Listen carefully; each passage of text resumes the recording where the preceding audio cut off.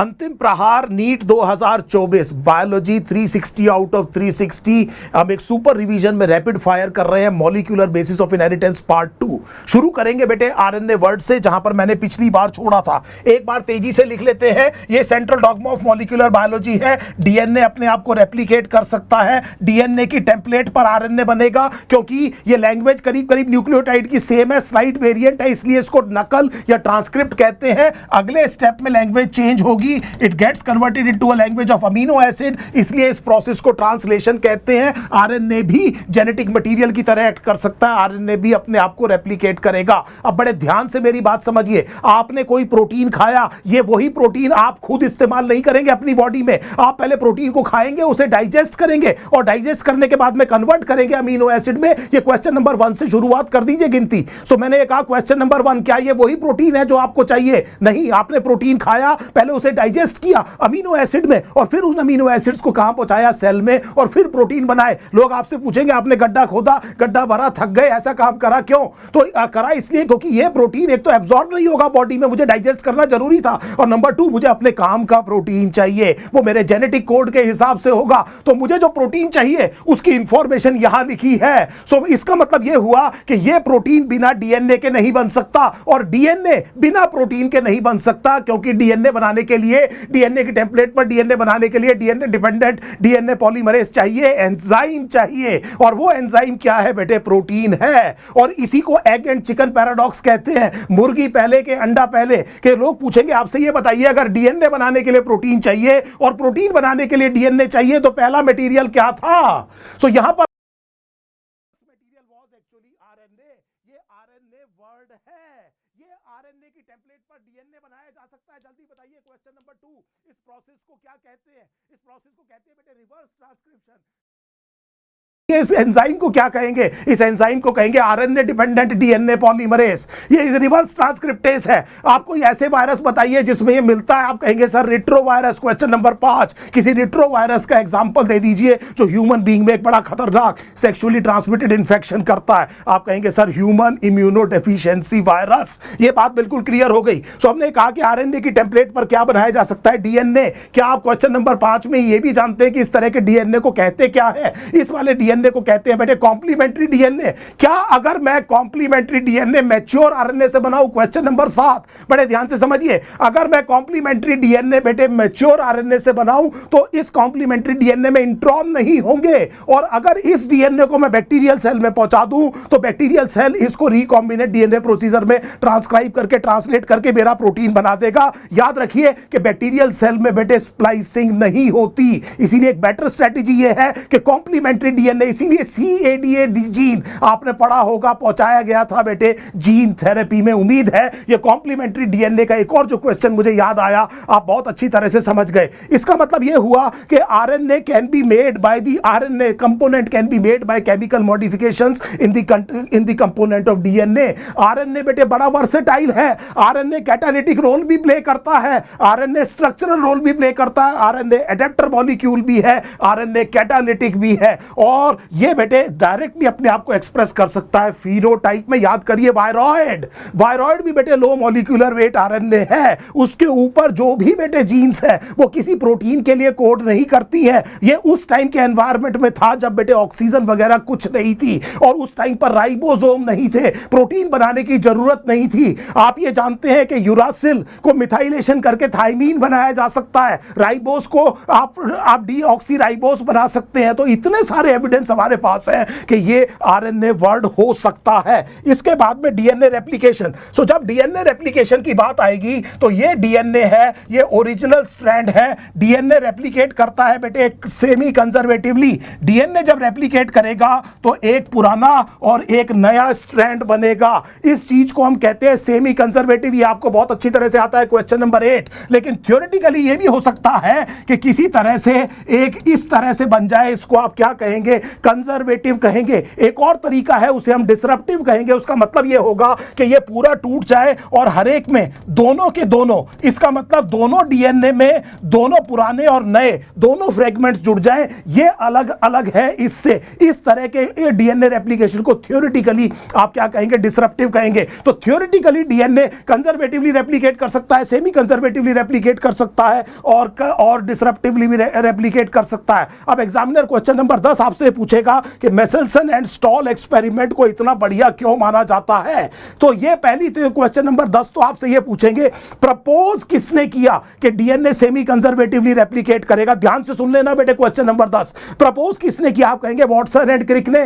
Watson and Crick ने कहा कि जो कॉम्प्लीमेंट्री बेस पेयरिंग हमने की है वो सीधा हमें यह बता रही है कि डीएनए रेप्लिकेट कैसे करेगा। डीएनए रेप्लिकेट कैसे करेगा कि दोनों स्ट्रैंड रेप्लिकेशन में एक दूसरे से अलग हो जाएंगे और दोनों स्ट्रैंड टेम्पलेट का काम करेंगे। ध्यान देना बेटे, दोनों स्ट्रैंड एक दूसरे से अलग हो जाएंगे, दोनों टेम्पलेट का काम करेंगे, दोनों एंटायर लेंथ में बेटे रेप्लिकेट होंगे और इसके बाद में जब दो डॉटर डीएनए मॉलिक्यूल बनेंगे तो एक पुराना और एक नया स्ट्रैंड होगा और इसे आप semi conservative mode of DNA replication कहते हैं। ये कॉम्प्लीमेंट्री बेस पेयरिंग के बेसिस पर किसने प्रपोज किया? ये प्रपोज किया बेटे वॉटसन एंड क्रिक ने। और प्रूव किसने किया? बेसेल्सन एंड स्टॉल ने किया। क्वेश्चन नंबर 11, बेसेल्सन एंड स्टॉल ने क्या क्या चीजें इस्तेमाल करी, क्या क्या टेक्निक इस्तेमाल की अपने एक्सपेरिमेंट में? तो आप ये कहेंगे डेंसिटी असिस्टेड अल्ट्रा सेंट्रीफ्यूगेशन का इस्तेमाल किया और एक हेवियर आइसोटोप इस्तेमाल किया नाइट्रोजन का। आपकी एनसीईआरटी में कहीं पर बेटे ब्रैकेट में लिखा है, प्लीज नोट, ये रेडियो एक्टिव नहीं है।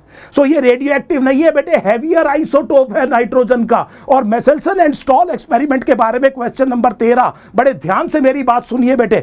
अगर आपके पास ये 15N है और एक राउंड ऑफ डीएनए रेप्लिकेशन के बाद में अगर केवल सिंगल बैंड आ रहा है इंटरमीडिएट रीजन में, ध्यान से देखिए, पहले राउंड ऑफ डीएनए रेप्लिकेशन के बाद में हमने ये कहा कि ये बीच में आ रहा है, तो ये बात तय हो गई कि ये कंजर्वेटिव नहीं हो सकता। दिमाग लगाइए, अगर कंजर्वेटिव होता तो एक नीचे आता वो 15N रह जाता और एक ऊपर आता जो 14N होता। सो पहला जो स्टेप है बेटे मेसेल्सन एंड स्टॉल एक्सपेरिमेंट का, वो आपसे एग्जामिनर पूछेगा कि भैया इससे फायदा क्या हुआ। तो आप ये कहेंगे कि मेसेल्सन एंड स्टॉल एक्सपेरिमेंट ने ना केवल ये प्रूव किया कि डीएनए सेमी कंजर्वेटिवली रेप्लिकेट करेगा, बल्कि साथ में ये भी प्रूव किया कि वो कंजर्वेटिवली नहीं करेगा। क्या इससे ये डिसप्रूव होता है कि ये डिसरप्टिव नहीं हो सकता? उसके लिए आपने second round of DNA replication किया। एक और बात याद रखिएगा बेटे, जब आप classical Meselson and stall experiment कर रहे हैं, जितनी मर्जी रेप्लिकेशन हो जाए, हाइब्रिड डेंसिटी वाले केवल 2 ही रहेंगे।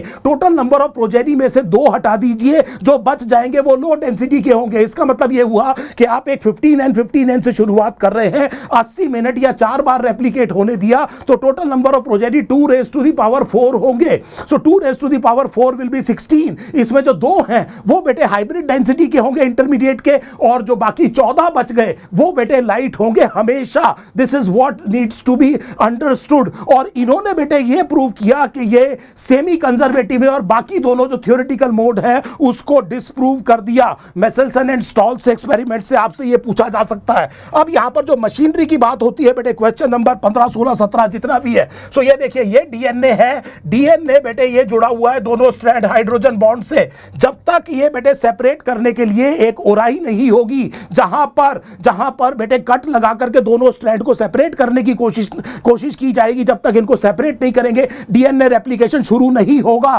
क्वेश्चन नंबर 17, ओराई की जरूरत क्या है? ओराई के बिना बेटे डीएनए रेप्लिकेट नहीं होगा। इसकी रिकॉम्बिनेंट डीएनए प्रोसीजर में फायदा क्या है? अगर आपने किसी एलियन डीएनए को क्लोन करना है हेटेरोलोगस होस्ट में, ह्यूमन डीएनए को क्लोन करना है बेटे बैक्टीरियल सेल में, तो बैक्टीरिया में किसी ऐसे वेक्टर के साथ जोड़िए जो डबल स्टैंडर्ड डीएनए हो और साथ में ऑटोनॉमसली रेप्लिकेट कर रहा हो। इसका मतलब उसके पास खुद की ओराई हो। और ये जो वेक्टर है बेटे, ये क्या प्रोवाइड करेगा? ओराई प्रोवाइड करेगा, तभी आप क्लोन कर पाएंगे। और ये प्रॉपर्टी किसमें है? प्लास्मिड में है। क्वेश्चन नंबर 18, ये काम करता कौन है? हेलिकेस करता है। क्या आप इस ओराई के बारे में कुछ विशेष चीज कह सकते हैं? ये एटी रिच होगा। कैसे कहा आपने? ए और टी के बीच में 2 हाइड्रोजन बॉन्ड होते हैं, इसका मतलब ज्यादा आसानी से काटा जा सकता है। Ori will be rich in adenine and thymine. और यहां से जब बेटे ये क्या होंगे, सेपरेट होना शुरू होंगे, तो एक स्ट्रैंड 3 प्राइम टू 5 प्राइम है, एक 5 प्राइम टू 3 प्राइम है, ये रेप्लिकेशन फॉर्क बन रहा है, इसको अनकॉइल करेगा, ये सारा काम हेलिकेस करेगा। और इन वाले स्ट्रैंड्स को बेटे इंडिविजुअली कॉइल नहीं होने देंगे, सिंगल स्ट्रैंड बाइंडिंग प्रोटीन। और क्योंकि डीएनए डिपेंडेंट डीएनए पॉलीमरेज शुरुआत नहीं कर सकता, सबसे पहले एक प्राइमर बनाया जाएगा। ये प्राइमर बेटे आरएनए की फ्रेगमेंट होगी, और ये आरएनए पॉलीमरेज बनाएगा स्पेशल तरह का, जिसे प्राइमेस कहते हैं, और ये 5 प्राइम एंड से बनेगा। ये जो नया स्ट्रैंड है इसका ये वाला एंड बेटे 5 प्राइम होगा, और डीएनए डिपेंडेंट डीएनए पॉलीमरेज को 3 प्राइम ओएच खाली चाहिए, 3 प्राइम ओएच खाली चाहिए। ध्यान से सुन लीजिए पॉलीमराइजेशन के लिए, क्योंकि डीएनए डिपेंडेंट डीएनए पॉलीमरेज को 3 प्राइम एंड पर ओएच खाली चाहिए पॉलीमराइजेशन के लिए, इसीलिए डीएनए डिपेंडेंट डीएनए पॉलीमरेज केवल 5 प्राइम टू 3 प्राइम सिंथेसाइज कर पाता है। आपको एक असर्शन रीजन क्वेश्चन बना दिया, पर शुरू नहीं कर पाता है, इसीलिए पहले क्या बना दिया बेटे, प्राइमर। और ये जो लीडिंग स्ट्रैंड है इसको कंटिन्यूअसली रेप्लिकेट करेगा टुवर्ड्स द रेप्लिकेशन फॉर्क। ये रेप्लिकेशन फॉर्क है। दूसरे स्ट्रैंड में प्रॉब्लम ये है कि नया स्ट्रैंड यहां से यहां नहीं बन सकता, क्योंकि डायरेक्शन 5 प्राइम टू 3 प्राइम होनी चाहिए, इसीलिए इस वाले स्ट्रैंड को थोड़ा खुलने दिया।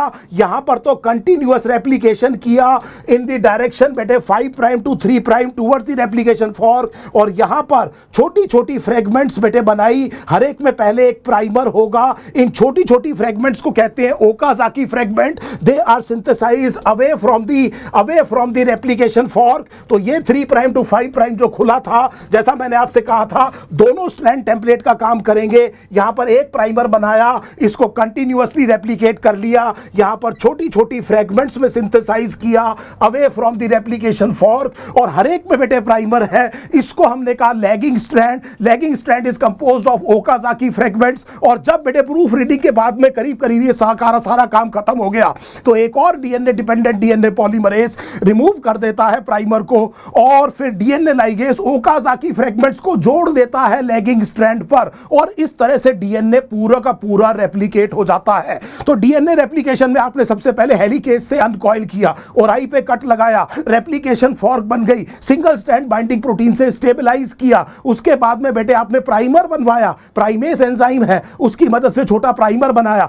फिर डीएनए डिपेंडेंट डीएनए पॉलीमरेज ने इस प्राइमर को एक्सटेंड करना शुरू किया। दोनों के दोनों डीएनए स्ट्रैंड बेटे रेप्लिकेट हो रहे हैं। एक लीडिंग स्ट्रैंड है, एक लैगिंग स्ट्रैंड है। लीडिंग स्ट्रैंड कंटिन्यूअसली रेप्लिकेट हो रहा है towards the replication fork. Lagging strand बेटे डिसकंटिन्यूअसली रेप्लिकेट हो रहा है away from the replication fork. इसीलिए डीएनए रेप्लिकेशन को ना केवल सेमी कंजर्वेटिव कहा जाता है, बल्कि सेमी डिसकंटिन्यूअस भी कहा जाता है। उसके बाद में हमने ये कहा कि ये जो छोटी छोटी फ्रेगमेंट्स है, ये छोटी छोटी फ्रेगमेंट्स बेटे क्या है, ओकाजाकी फ्रेगमेंट्स हैं। इन ओकाजाकी फ्रेगमेंट्स में हर एक में पहले क्या है बेटे, प्राइमर है। इस प्राइमर को हटा करके इनके गैप को फिल किया जाएगा डीऑक्सीराइबोन्यूक्लियोटाइड से, और उसके बाद में डीएनए लाइगेज इनको आपस में जोड़ देगा, और इस तरह से एक पुराना और एक नया स्ट्रैंड बनेगा। और ये डीएनए बेटे रेप्लिकेशन कैसा हो जाएगा, this DNA replication will be both semi conservative as well as semi discontinuous. अब मैं गिनती भूल गया हूं कितने क्वेश्चन हो गए हैं, लेकिन प्लीज ट्राई टू अंडरस्टैंड। ये बेटे एक पेंटोस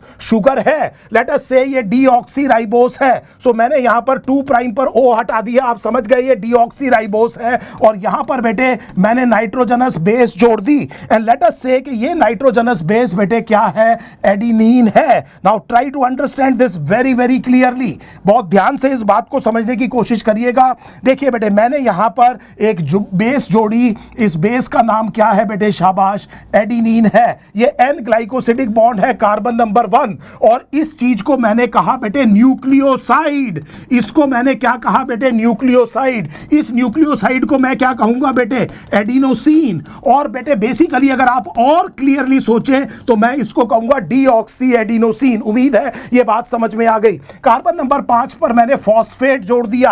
अब ये जो चीज है बेटे, ये जो पूरी जुड़ गई, इसको मैं कहूंगा बेटे न्यूक्लियो न्यूक्लियोटाइड। और बड़े ध्यान से मेरी बात सुनिए, क्या मैं न्यूक्लियोटाइड को न्यूक्लियोसाइड मोनोफॉस्फेट कह सकता हूं? दिमाग लगाइए, क्या मैं बेटे ये कह सकता हूं कि न्यूक्लियोटाइड का मतलब ये है कि मैंने न्यूक्लियोटाइड में एक फॉस्फेट जोड़ दिया है और ये बेटे एक्चुअली एएमपी है? क्या मैं इसको एडिनोसिन मोनोफॉस्फेट कह दूं? और इमीडिएटली आपको समझ में आ गया कि क्यों ना बेटे एक और फॉस्फेट जोड़ करके इसको एडीपी कह दें, और क्यों ना एक और फॉस्फेट जोड़ करके इसको एटीपी कह दें। ये डीऑक्सीराइबोन्यूक्लियोसाइड ट्राइफॉस्फेट है। देखिए इसका स्ट्रक्चर कितना एटीपी की तरह है। और एक और चीज देखिए बेटे, एटीपी का स्ट्रक्चर काफी कुछ आरएनए न्यूक्लियोटाइड जैसा ही है, तो डीएनए का न्यूक्लियोटाइड है ये। डीएनए का न्यूक्लियोटाइड, अब आप देख रहे हैं इसमें 3 फॉस्फेट है, और फॉस्फेट के बीच में 1 और 2 ये हाई एनर्जी बॉन्ड्स हैं। इसमें 2 हाई एनर्जी बॉन्ड है, बिल्कुल वैसे ही जैसे एटीपी में होते हैं।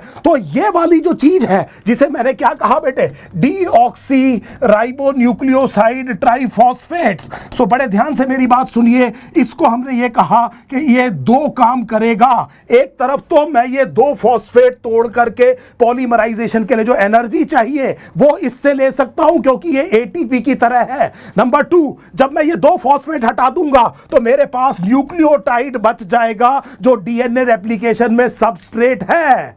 सो this is what NCERT is saying. इस वीडियो का लास्ट क्वेश्चन यही है, deoxyribonucleoside triphosphate serve dual purpose. एक तरफ तो वो सबस्ट्रेट का काम करते हैं, please try to remember that nucleotide is a nucleoside monophosphate, और दूसरी तरफ बेटे they provide energy for polymerisation. इनमें भी 2 टर्मिनल फॉस्फेट्स के बीच में 2 हाई एनर्जी फॉस्फेट बॉन्ड है जो एनर्जी प्रोवाइड करेंगे पॉलीमराइजेशन के लिए। ब्रैकेट में लिखा है कि ये बहुत सिमिलर है एटीपी की तरह, इसीलिए ट्रांसक्रिप्शन में जब आप इस्तेमाल करेंगे तो राइबोन्यूक्लियोसाइड ट्राइफॉस्फेट इस्तेमाल करेंगे, वहां पर भी उनका बेटे डुअल रोल होगा। अगले रैपिड फायर में आकर के आगे मॉलिक्यूलर बेसिस को जारी रखेंगे।